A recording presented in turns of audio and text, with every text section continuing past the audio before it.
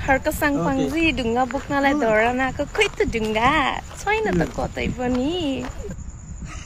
यो च्याकुरीको चटक पनि के हो यार यस्तो मेरो म हस्पिटलमा चेकअप गर्न जाउँ डाक्टरहरू पछि लाग्छन् म एयरपोर्टमा जाउँ पाइलटहरू पछि लाग्छन्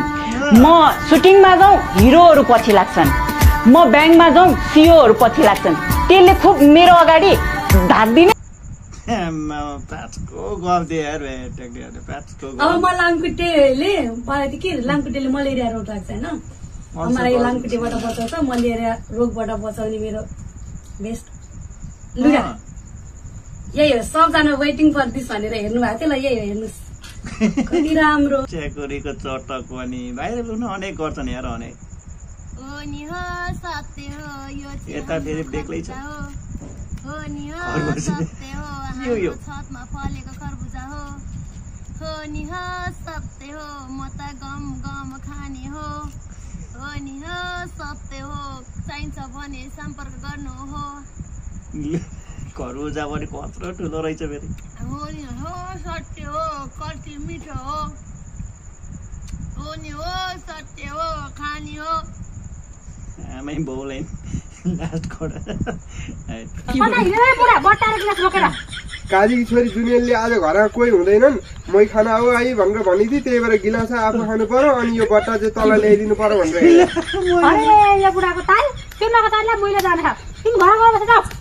मै तुलाइदिए नि त मलाई घरैमा ल ल ल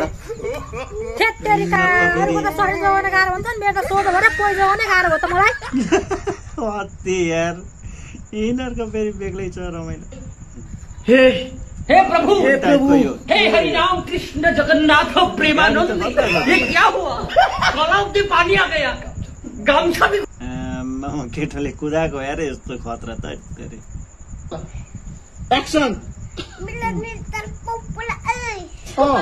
सुच्ची खतरा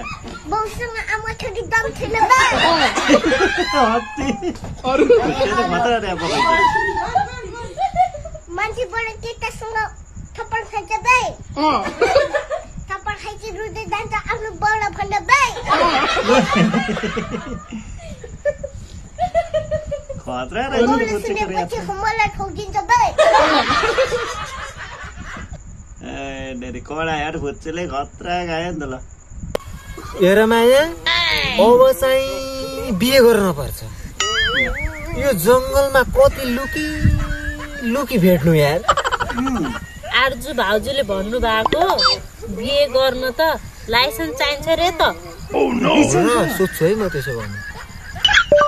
हेलो गोकुल बिहे गर्नको लागि लाइसेन्स जरुरी छ र बिहे गर्न केटाकेटीको हुन जरुरी छ त्यो भएर त यो जंगलमा लुकी भेट्नु परेछ भाग पुछडी चुतिया वाले हात्ती गुगललाई नै रिस उठाउने मान्छे कडा यार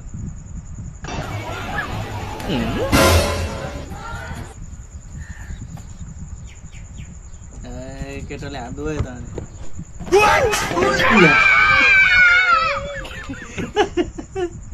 फुच्चेहरूले पनि हँसाउँछन् यार केटाहरूले हँसाए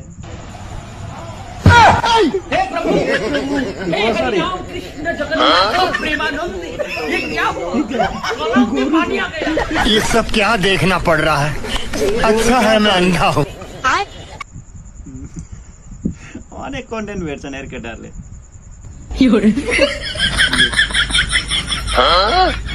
केटाले त ठुलै काम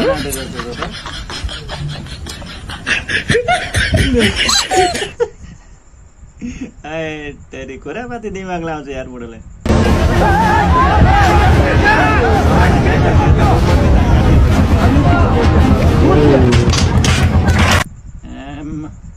एकदम एडभान्स टेक्नोलोजी आइसक्यो यो के अरे भाइ अनि यो वाइ माई हैन माई भनेको नेपालीमा के हुन्छ मेरो हजुर माई भनेको के हुन्छ अरे नेपालीमा तपाईको पुच्चेको आफ्नै पारा छ भनेको यही हो फेरि ल त साथी हो मेरो हुनेला बुढाको घर कस्तो जस्तो भए पनि जतिवटा रुम छ नि सबमा चाबी लाउँछ कति राम्रो मैले बुने राखेको चाबी के छ हेर घर ढुकै छैन त मेरो बुढाको घरमा त अति रमाइलो पनि अति गर्छन् दिलदीवाना फाटेको जामा सिलाइदिनु आमा मानेन ए पगला हे सम्झाने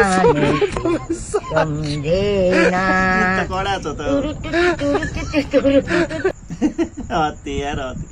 रमाइलो छ जे होस् बिर्खेको जाड खबर अनि बिर्खेको बुढी त भर लगिहालिस् राम्री देखेर अनि सर्भिसिङ गर्न फेरि बिर्खेमा ल्याएको त छैन नि मोटर बाइक सर्भिसिङ गरे आएको क्या सोरुममा दाइ राम्री भनेर लिएर आएको सबै रोगे रोग रहेछ 1.5 लाख जति सिद्धिसक्यो दाइ अहिलेसम्म बिस्याउन्न म त तनावमा छु त हौ दाइ ठिकै हो त तल अनुहार हेरेर अर्का बुढी कसले भगवान् भनेको अब बिहोर भाइ बिहोर बेसी होस् डर्नै पर्यो नि दाइ गाह्रो छ न अब राम्री भनेर लिएर आइयो लास्टमा अब भिड्नै पर्यो नि दाइ भिड्ने हो भाइ भिड्ने हो ल राख्दै मैले हस् दाइ ल हस् तेरि केटो नराम्ररी झुकेछ फसेछ भन्नु पर्ला अब